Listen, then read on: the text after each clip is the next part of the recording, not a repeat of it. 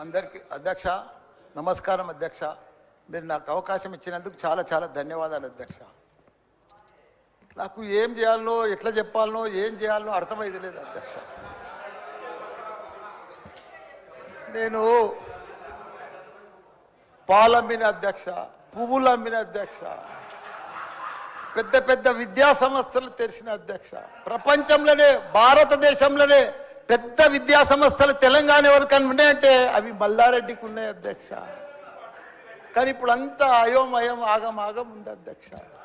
ఎట్లా అంటే నా మేడ్చల్ నియోజకవర్గం అధ్యక్ష, భారతదేశంలోనే ఏకైక నియోజకవర్గం మేడ్చల్. నేను జిల్లా చెప్తలేను అధ్యక్ష, నియోజకవర్గం నాది పెద్దది అధ్యక్ష.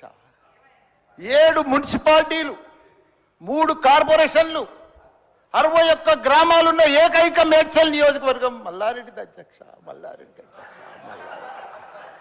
దాన్ని అతులం కుతులం చేస్తున్నారు అధ్యక్ష. దాన్ని జిహెచ్ఎంసీ అని ఇప్పుడు నా తన 7 మున్సిపాలిటీలు ఉన్నాయి, 3 కార్పొరేషన్లు ఉన్నాయి, 61 గ్రామాలు ఉన్నాయి. అందులో 28 గ్రామాలు తీసి మున్సిపాలిటీలలో కలిపేసారు పక్కకునే గ్రామం. ఆ మున్సిపాలిటీలన్నీ ఇప్పుడు వాళ్ళ పీరియడ్ అయిపోగానే జనవరి 27కు అవి జిహెచ్ఎంసీలో చేస్తారట. నా టైంలో ఒక్కటే పీరియడ్ అయింది వాళ్ళు గెలిచి. నా దగ్గర ఒక్క మేడ్చల్ నియోజకవర్గంలోనే కార్పొరేటర్లు, కౌన్సిలర్లు, మేయర్లు, జిల్లా పరిషత్ చైర్మన్లు, సర్పంచ్లు, ఎంపీటీసీలు, వార్డు మెంబర్లు వీళ్ళందరూ కలిసి ఒక్క మేడ్చల్ల 444 మంది నా తన లీడర్లు ఎదిగిరు అధ్యక్ష. ఇవాళ వాళ్ళంతా మడ్డాష్ అయిపోయారు. మొత్తం సగం మంది కాంగ్రెస్లకే వచ్చారు. అయోమయంలో పడిపోయారు వాళ్ళు మొత్తం కాంగ్రెస్లో. ఎందుకంటే మళ్ళీ ఎలక్షన్స్ వస్తాయి, మళ్ళీ మున్సిపల్ ఎలక్షన్స్ వస్తాయి, మళ్ళీ సర్పంచ్ ఎలక్షన్ వస్తాయి అంటే మున్సిపల్ లేదు, కౌన్సిలర్ లేరు, అన్ని జీవోలు కూడా వచ్చేసినాయి అధ్యక్ష. ఆల్రెడీ మున్సిపాల్లో గ్రామాలు కలిసిపోయినట్టు, మళ్ళా గ్రామాలని మున్సిపాల్ కూడా అన్ని జిహెచ్ఎంసీలో కలిసినట్టు. ఒకటి అధ్యక్ష, కలుపుని తప్పు లేదు. 9 మున్సిపాలిటీలు అప్పుడు సరౌండింగ్ షేర్లింగంపల్లి కానీ కొద్బుల్లాపూర్ కానీ ఇవన్నీ కలిపినప్పుడు ఏమీ లేదు. ఇప్పుడు మా తాన కూడా మున్సిపాలిటీలలో ఇప్పుడిప్పుడే ఈ 5 ఏళ్ళనే డెవలప్ చేసినాం మేము. కానీ ఇప్పుడు ఇప్పటికి ఇంకా గ్రామీణ వాతావరణమే ఉంది, ఇంకా పొలాలే ఉన్నాయి, ఇంకా సరిగా బాత్రూమ్లు కూడా సరిగా లేవు ప్రజలకు, ఇంకా పెంకిటిల్లే ఉన్నాయి. అవన్నీ కూడా జిహెచ్ఎంసీలో కలిపితే పరిస్థితి ఇప్పుడు బంజారాల్లో, జూబ్లీహిల్స్లో అదే ట్యాక్స్ ఉంటుంది, మా గ్రామాలలో అదే ట్యాక్స్ ఉంటుంది అధ్యక్ష. ఈ పైసలన్నీ కూడా తీసుకుపోయి ఏదైనా పెద్ద పెద్ద ఫ్లైఓవర్లు వేయాలన్నా ఏది వేయాలన్నా మళ్ళీ జూబ్లీహిల్స్, బంజారాలని ఖర్చు పెడతారు అధ్యక్ష.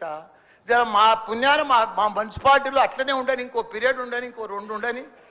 శ్రీధర్ బాబు గారు, మా సీఎం కూడా చెప్పండి మీరు దయచేసి ఈ సభ ద్వారా మా మున్సిపాలిటీలో ఇంకో పీరియడ్ ఉంటే మంచిగా అవుతుంది. ఎందుకంటే గ్రామీణ ప్రాంతాలు ఉన్నాయి, ఇంకా వ్యవసాయాలు ఉన్నాయి, ఇంకా పెంకటిళ్ళు ఉన్నాయి.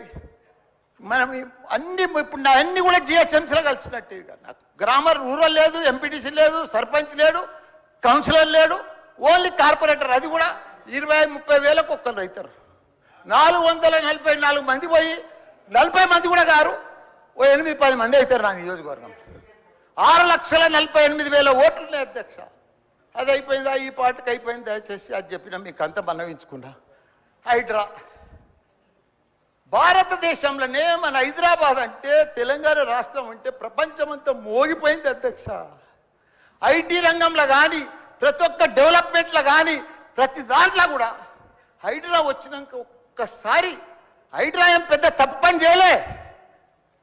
కానీ హైడ్రా వచ్చినాక ఒక భయాందోళనతో మొత్తం కుప్పగొలిపోయింది అధ్యక్ష. హైదరాబాద్ సిటీ దిష్టి తగిలిపోయింది అధ్యక్ష.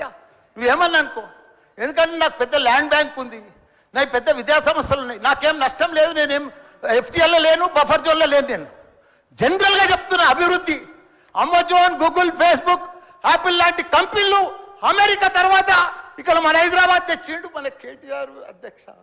హెడ్ క్వార్టర్స్ ఇన్నే ఉండే అధ్యక్ష. ఐటీలా మనం కర్ణాటక, బెంగళూరు పిలిచినాం అధ్యక్ష. ఇక్కడ 9 లక్షల మంది ఉద్యోగాలు చేస్తున్నారు, ఐటీ ఉద్యోగాలు. పెద్ద పెద్ద ప్రపంచం అంతా కూడా హైడ్రా తీసుకొచ్చి పెద్ద పెద్ద వాళ్ళకు బుగులు పట్టిపోయింది అధ్యక్ష. గరీబ్ వాళ్ళు అయితే గుండెలు వలిగిపోయినాయి అధ్యక్ష. మరి అది ఎందుకు తెచ్చిరో ఏమో మళ్ళీ నాకు అర్థం కాదు. ఇప్పుడు ఒకటి అధ్యక్ష, ఇప్పుడు నాయే కొన్ని ఎఫ్టీఎల్ ఉన్నాయనుకో, ఎగ్జాంపుల్ చెప్తా శ్రీధర్ బాబానా. మన ఇంట్లో మన సెల్ ఫోన్లో చూస్తే మన భూమి వన్ చెప్పి ద ఫ్లో ఆగిపోతుందా మీకు దండం పెడతా మీరంతా చాలా మేధావులు మన ఇంట్లో కూర్చొని కూడా మన పొలం హైడ్రాల్ ఉందా చెరువు ఎఫ్టీఎల్ ఉందా బఫర్ జోన్లు ఉందా చూసుకోవచ్చు అంత టెక్నాలజీ వచ్చింది గూగుల్లోకి పోతే చూసుకోవచ్చు చూసి ఎవరెవరికి ఉందో ముందే నోటీసులు ఇచ్చి ఓపికతో అర్జెంట్ ఏముంది తెల్లారి శుక్రవారం పొద్దుగల్లే పోయి శనివారం పొద్దుగల్లే పోయి కూలగొట్టాలని ఏముంది అధ్యక్ష నిదానంగా వాళ్ళు కూడా మన తెలంగాణ ప్రజలే వాళ్ళంతా కూడా మీరు ఓటేస్తేనే మనం మంత్రిలో కూర్చున్నాం మనం అంత ఆదల బాధ ఆధార్ చేసేది టెన్షన్ చేసేది ఏం అవసరం మంచిగా నోటీస్ ఇచ్చి బాబు చేంజ్ చేసుకో మార్చుకో చూసుకో నీకు ఇది ఇస్తాం గరీబోడు ఉంటే ఇది ఇస్తాం ఈ బెడ్రూమ్లకు అని నిమ్మడంగా చేస్తే అయిపోయాయి కదా ఇంకా 4 ఏళ్ళు ఉంది కదా మీకు ఈ ఏడాదిలోనే ఫస్ట్ ఇయర్లో చేయాలని ఏముంది అన్ని కొన్ని చేసుకుంటా వండి రియల్ ఎస్టేట్ అయితే అధ్యక్ష